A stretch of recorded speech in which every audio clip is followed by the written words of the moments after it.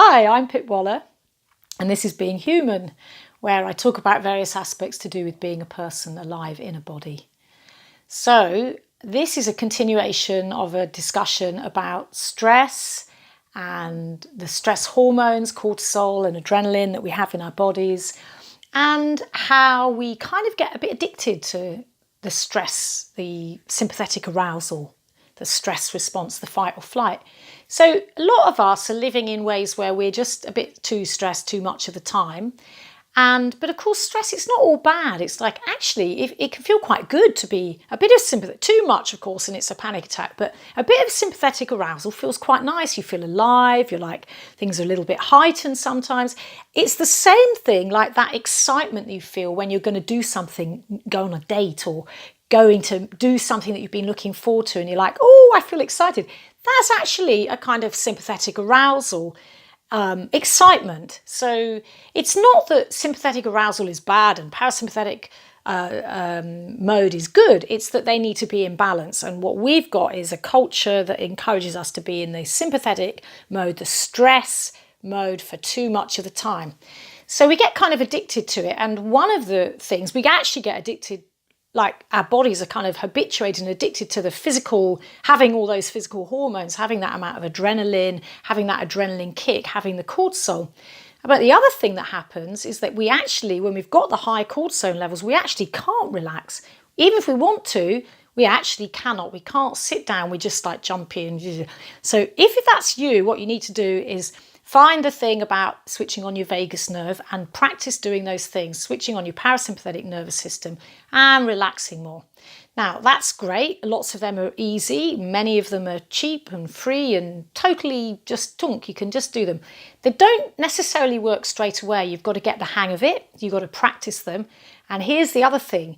If you actually haven't relaxed for a really long time, which for some people that could be 50, 60 years, you know, if you had a stressful childhood and you're only just now realizing, oh, I need to learn to relax, you have been on sympathetic arousal a long time. It means it's a long time since you've had a chance to repair, rest, replenish, etc.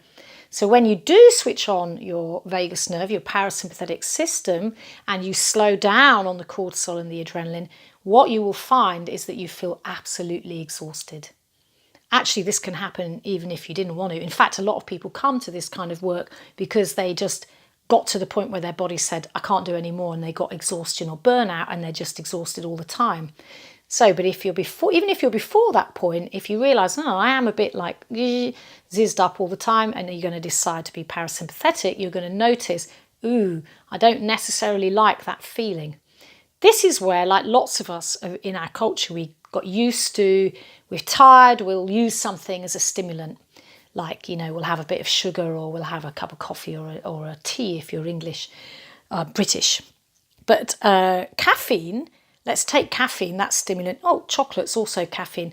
Let's take that one. What that does in us is it sort of potentiates adrenaline and it mimics adrenaline. So mimics adrenaline means it acts in a very similar way to how adrenaline works in the body. Speeds up the heart, makes us feel more awake. And potentiates adrenaline means it actually makes the actions of our sympathetic nervous system stronger. That's caffeine. So every time we have some caffeine, we're basically giving ourselves a notch up with the sympathetic nervous system. And of course, actually our whole, you know, the whole Western world, pretty much modern world, industrialised world, actually runs on caffeine, doesn't it? Because if you're on it all the time and you've ever tried to stop, you'll realise, wow, it's like someone's pulled the plug. Someone's pulled the plug. That means you're actually feeling now, how much energy have you got? How much, you know, petrol is there in the tank? The tanks are empty. You know, your credit cards are maxed to the full, and now you let yourself stop and notice, whew.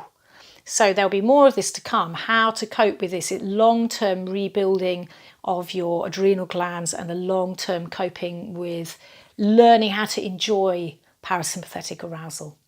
I'm Pip Waller, and this is Being Human. Thanks for listening.